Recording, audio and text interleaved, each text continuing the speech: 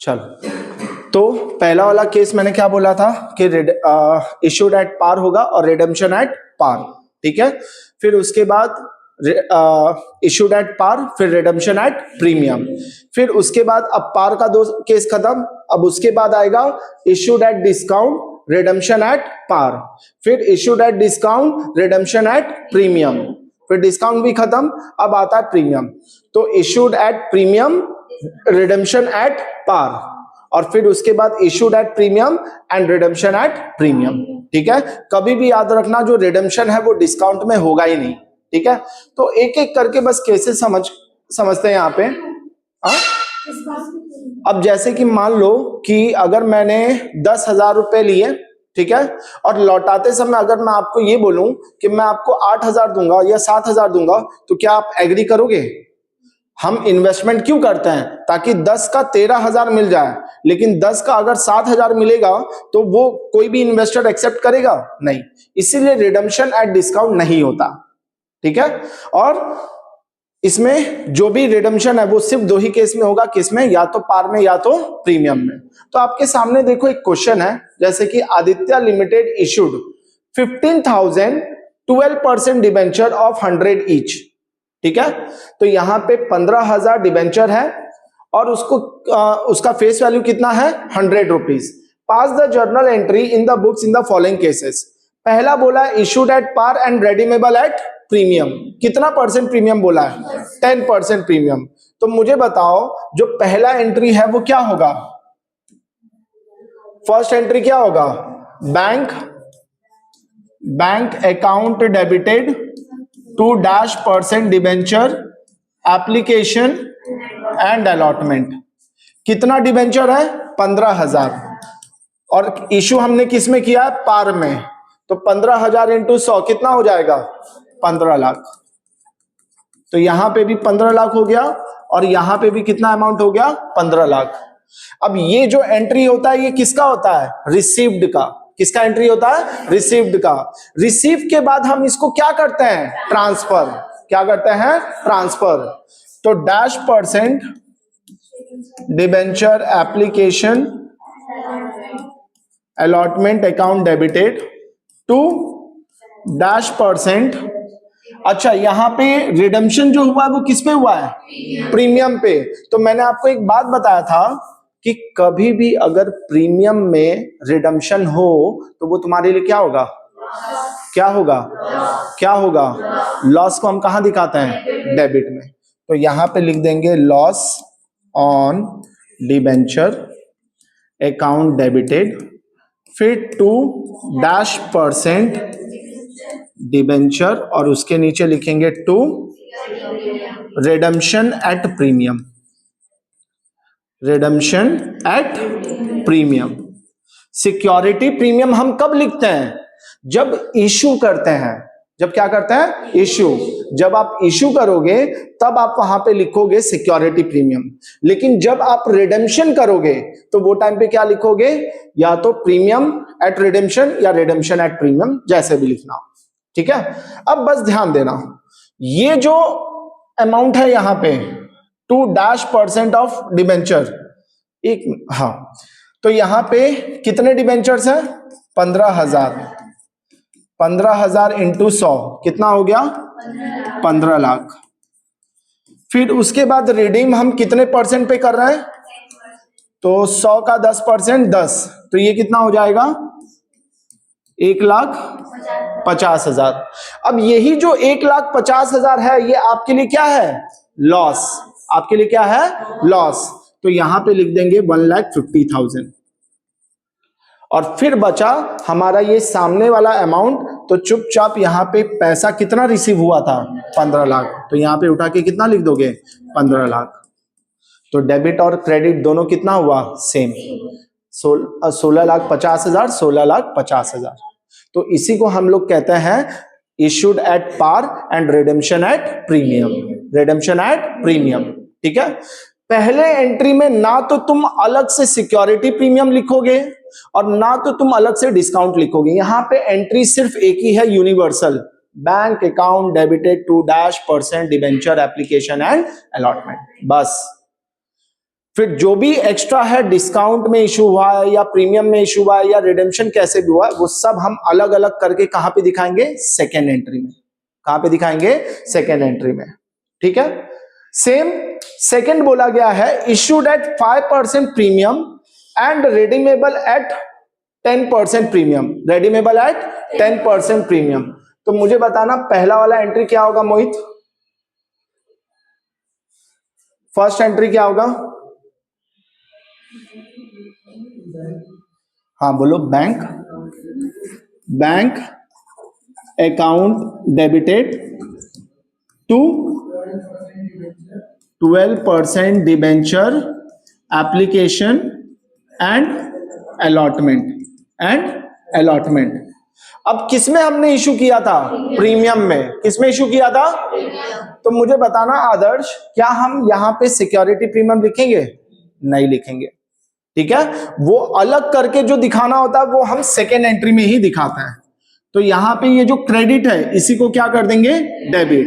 तो 12% debenture application and allotment account debited. इसके आगे लिखने के पहले एक बार देख लेना कि तुमने रिडेम्पशन कौन से रेट पे किया है। अगर तुमने डिस्काउंट में, अच्छा डिस्काउंट में रिडेम्पशन होता है क्या?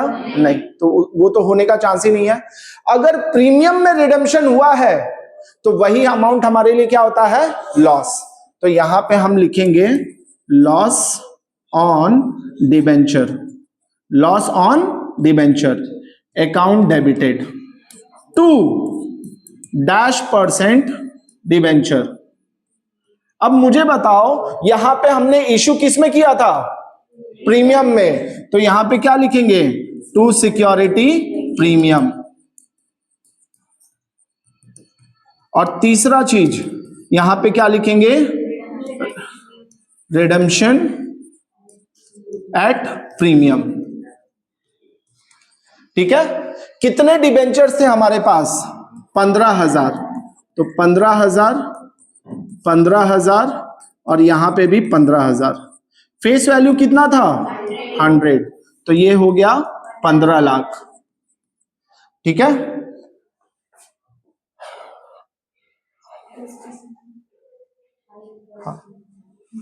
हाँ कितना था? 5% प्रीमियम और 10% रिडेम्पशन के टाइम पे। 10% रिडेम्पशन के टाइम पे।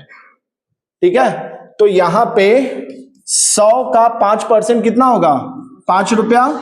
और 100 का 10% कितना होगा? 10 रुपया। तो 15,000 इंटू 5 कितना होगा? 75, 75,000। और फिर उसके बाद 15,000 इंटू 10 तो कितना हो जाएगा? 1,50,000। ठीक है। अब ये जो 1,50,000 है, ये क्या हो गया? हाँ, ये जो 1,50,000 है यही हमारे लिए क्या है? लॉस है। तो यहां पे हम लिख देंगे 1,50,000।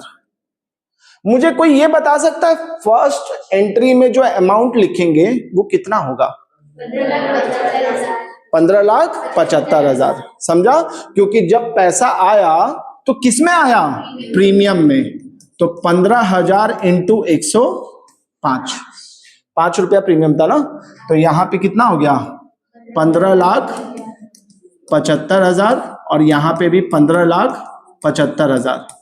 तो ये वाला जो अमाउंट है इसी को हम उठा के यहां पे लिख देंगे 15,75,000। ठीक है। क्लियर हुआ? तो ये कौन सा केस है? Issued at premium and redemption at premium. ठीक है। बस एक चीज तुमको ध्यान देना है कि ये जो लॉस ऑन डिबेंचर हुआ है इसको राइट ऑफ भी करना होता है। क्या करना होता है? Right of. अब राइट ऑफ जब करने जाएंगे तो सबसे पहले देखेंगे कि क्या हमारे पास सिक्योरिटी प्रीमियम है। तो हमने किस में इशू किया था? तो यहां पे third answer security premium account debited. ठीक है। कितना सिक्योरिटी प्रीमियम है हमारे पास? 75,000। कितना है?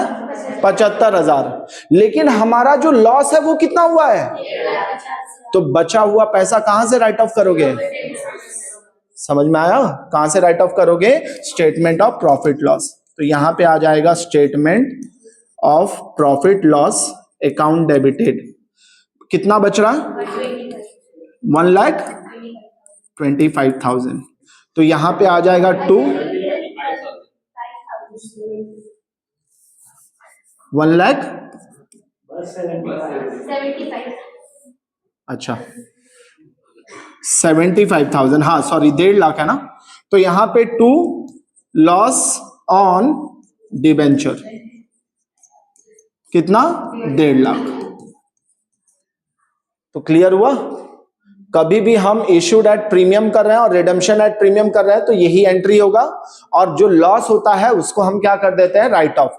अगर हमारे पास सिक्योरिटी प्रीमियम है तो पहले उससे राइट ऑफ करेंगे, और फिर जो बच जाएगा, अगर मान लो पूरा 1.5 लाख यहीं से सेटल हो जाता तो क्या हम स्टेटमेंट ऑफ प्रॉफिट लॉस को डेबिट करते हैं? नहीं डेबिट करते। क्लियर हुआ? ठीक है, तो ये एक केस था।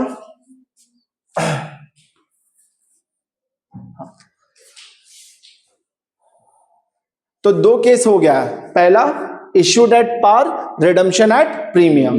दूसरा issued at premium, redemption at premium. तीसरा केस आ रहा है issued at discount and redemption at premium. मुझे एक और बात बताओ कि क्या डिस्काउंट हमारे लिए कोई प्रॉफिट है? वो भी हमारे लिए क्या है? लॉस है। और रिडेम्पशन एट प्रीमियम भी हमारे लिए क्या है? लॉस है। तो ये दोनों को जब हम सेकेंड एंट्री में लिखेंगे तो कंबाइन करके लिख देंगे loss on debenture. Loss on debenture. पहला एंट्री क्या होगा? Bank account debited to 12% debenture application and allotment. ठीक है, यहां पे पर जो अमाउंट है वो चेंज हो जाएगा सारा।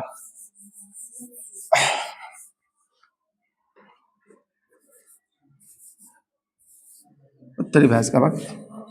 हाँ, पहला एंट्री बोलो क्या होगा? अबे बोलेगा, उठ दूंगा अभी मैं, छुट्टी हो गई। कोई इंतजार कर रहा है क्या बाहर? अजय देवगन। हाँ, bank account debited to 12% debenture application and allotment. अब मुझे बताओ जरा, 1 मिनट बस ये बता के जाओ कि यहां पे जो 15,000 है उसको किससे मल्टीप्लाई करेंगे? कितना परसेंट डिस्काउंट था? 5 या 10? 10% था, तो किससे मल्टीप्लाई करोगे? 90 से। दूसरा जो एंट्री है वो क्या लिखोगे? -% Debenture application and allotment account debited. इसके नीचे क्या लिखोगे? Loss. Loss on debenture account debited 2% debenture, उसके नीचे 2, अरे चाचा, redemption at premium. Redemption at premium, क्योंकि किसमें इशू किया हमने? डिस्काउंट में, इसीलिए यहां पे सिक्योरिटी प्रीमियम नहीं आएगा। अब कितना डिबेंचर था हमारे पास? 15,000। 15,000 फेस वैल्यू कितना था? 100। यहां पे रिडेम्पशन एट प्रीमियम हुआ है कितना परसेंट? अरे पागल लोग, 10% था, पीटूंगा एक एक को। 15% है, तो 15,000 इंटू 15, ठीक है। और यहां पे जो अमाउंट आएगा वो कौन सा अमाउंट आएगा? जो यहां वाला है। तो 15,000 इंटू 90, जल्दी बताओ कितना होगा? 9 5 45, 4 वहां पे 1,35,000।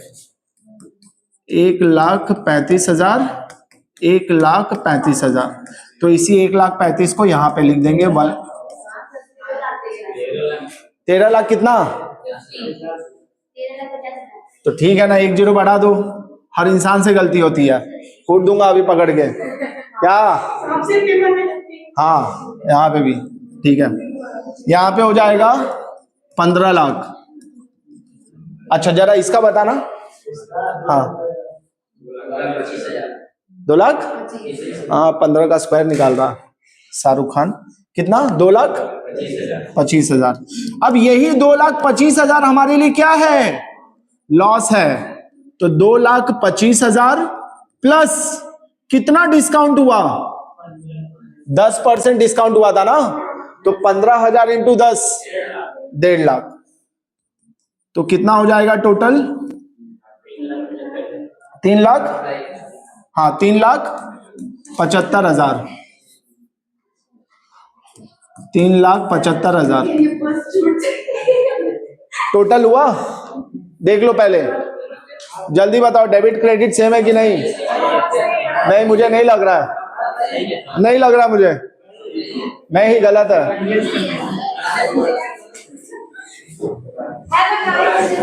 कैलकुलेशन देख लेना बस, ठीक है। तो 3 केस हमने कवर कर लिया।